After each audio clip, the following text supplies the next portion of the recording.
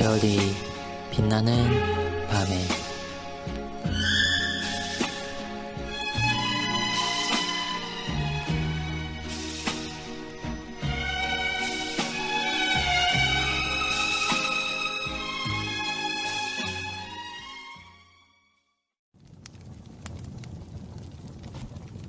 시편을 노래하는 것에 관하여 본문은 43일차를 참고하시기 바랍니다. 질문입니다. 웨스트민스터 예배 모범은 시편 찬송을 부르기 위해 어떤 노력을 기울이도록 하고 있습니까? 중세시대에는 대부분의 민중들이 글을 읽거나 쓸 수 없었습니다. 심지어 이단 천주교에서 미사를 집례하는 사제들 가운데에도 상당수의 문맹자들이 있을 정도로 문맹률이 심각했습니다.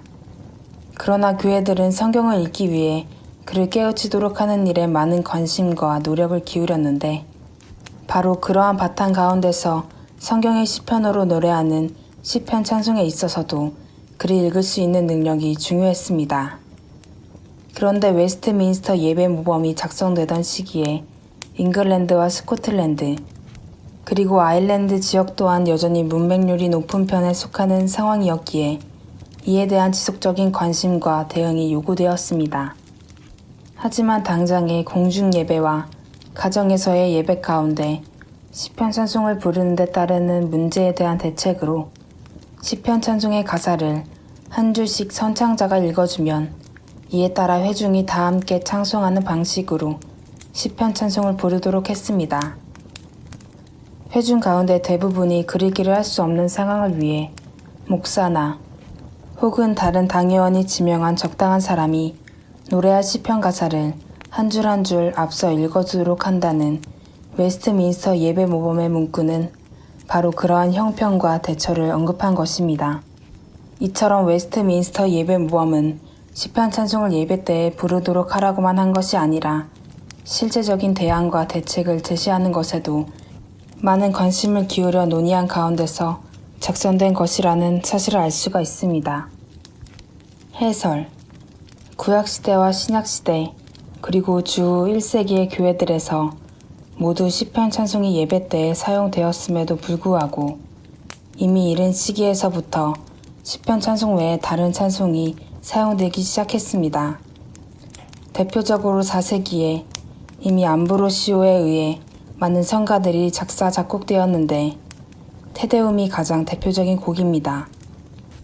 그리고 중세 시기에는 그레고리오 성가곡, 다성음악이 발달하기 시작하여 점차로 음악을 중심으로 하는 방향으로 변화하게 되었습니다.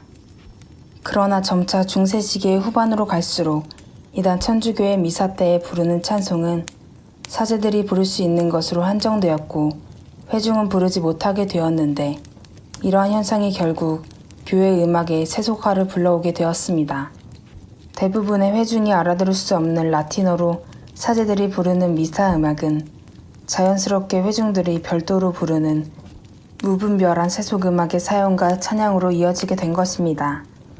그러다가 16세기 종교개혁 시대부터 그러한 예배 음악에 큰 변화가 일어나게 되는데 마틴 루터는 일반 찬송을 발전시켜 총 37곡의 노래를 직접 작곡했습니다.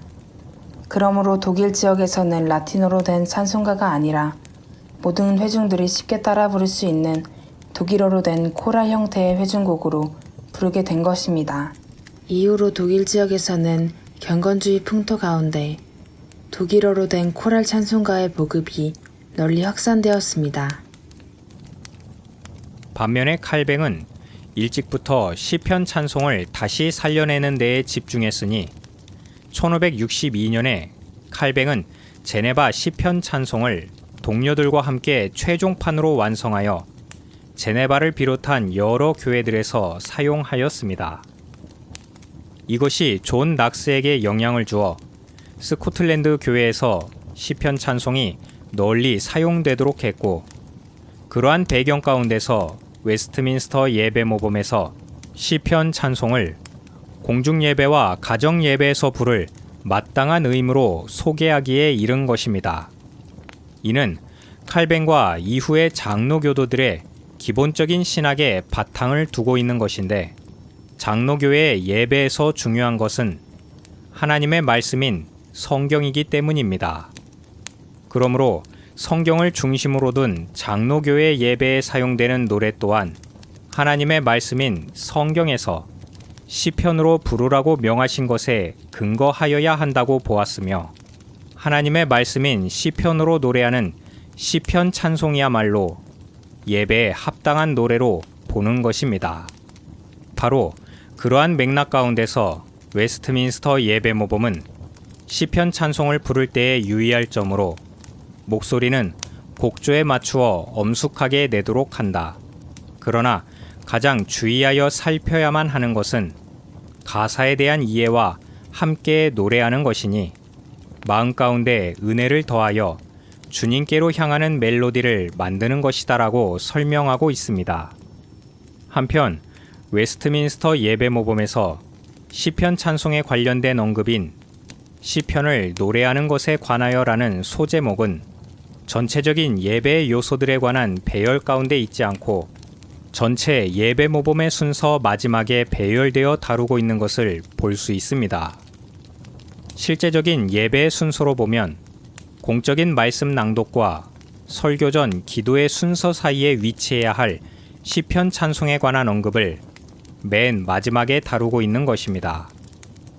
레쉬만에 따르면 그렇게 된 것은 결코 우연적인 것이 아닙니다. 핸더슨의 요구에 따라 위원회는 스코틀랜드 교회 위원들과 루스와 이 문제를 의논하기 위해 10월 2일에 모임을 가졌는데, 이 모임에 참여한 사람들은 테일러, 터크니, 윌슨, 콜만, 헐, 레이놀즈, 라이트풋, 기본 등이었다. 예배 모범 앞부분이 의회에 제출되기 전에 최종 개정 작업이 이루어질 때까지는 아무것도 이루어진 것이 없어 보였다.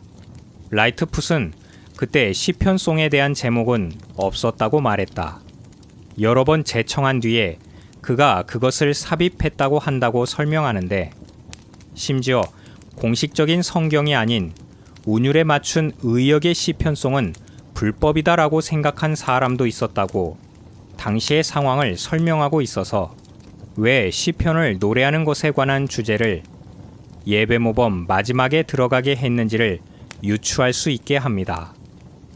즉, 예배에 있어 노래와 같은 음악적 요소는 부수적으로 취급되었던 것입니다. 계속해서 레쉬만은 당시 총회의 분위기에 관하여 그 당시의 찬송에 대한 보편적인 감정은 소위 제1훈련서가 말하고 있는 찬양은 유익하지만 필수적인 예배 행위는 아니다라고 한 그것이 총회의 일반적인 분위기였던 것으로 설명하고 있습니다. 그러나 예배에 있어 찬양은 유익하지만 필수적인 예배 행위는 아니다라는 입장은 후대에 급속히 희석되어 버렸습니다. 실제로 웨스트민스터 예배 모범을 차용한 1788년 미국 장로교가 채택한 개정판 예배 모범에서는 시편 찬송의 주제를 성경 봉독과 설교 사이에 배치하여 다룸으로써 변화된 입장을 확연히 반영하고 있습니다. 그리고 그 내용에 있어서도 전체적으로는 웨스트민스터 예배 모범과 유사하나 하나님을 찬양할 때 찬양 내용에 대한 이해와 가슴으로 노래할 뿐 아니라 영으로 찬양해야 한다는 문구가 추가되었으며 음악적인 요소들도 함양하여 좋은 목소리로도 찬양하도록 하고 있습니다. 그러므로 웨스트민스터 예배 모범에서 시편 찬송에 관한 주제를 나중에 언급하고 있는 것은 그만큼 예배에 있어 중심적인 요소가 성경의 순수한 본문과 더불어 설교하는 것, 즉 성경에 충실한 예배에 있으며 노래나 음악과 같은 요소로 하는 찬양은 필수적이 아니라는 것에 있음을 알 수 있습니다. 우리나라에 장로교가 들어왔을 때에 주로 영향을 끼친 장로교단은 미국의 남장로교와 북장로교인데, 그 가운데서도 예배 모범은 미국의 남장로교의 예배 모범의 영향을 거의 그대로 받았습니다. 즉, 웨스트민스터 예배 모범에서 시편을 노래하는 것에 관하여라는 제목으로 되었던 것이 미국의 남장로교에서는 시편과 찬송이라는 제목으로 바뀌었고, 조선에도 미국 남장로교의 제목을 따라 시와 찬송이라는 제목으로 예배 모범에 소개된 것입니다. 그러므로 조선의 장로교가 들어올 당시부터 이미 공중 예배에서 일반 찬송들이 들어와 있었는데, 일제 강점기를 거치면서 혼란의 와중에 예배 때에 시편 찬송을 부르도록 한 예배 모범의 지침은 점차 잊혀졌습니다. 특별히 일제 강점기에 조선의 유일한 신학교였던 조선신학교의 신학 풍토가 자유주의 신학 풍토였고, 박형용을 비롯한 보수적 신학 교수들은 만주등지로 피신해 있던 상황이었기에 장로교의 예배 모범이 점차 사장되었을 것으로 짐작해 볼 수 있습니다. 따라서 지금 우리에게는 오히려 시편 찬송을 예배 때에 부르는 것이 낯설게 느껴지는 형편이 되어버린 것입니다.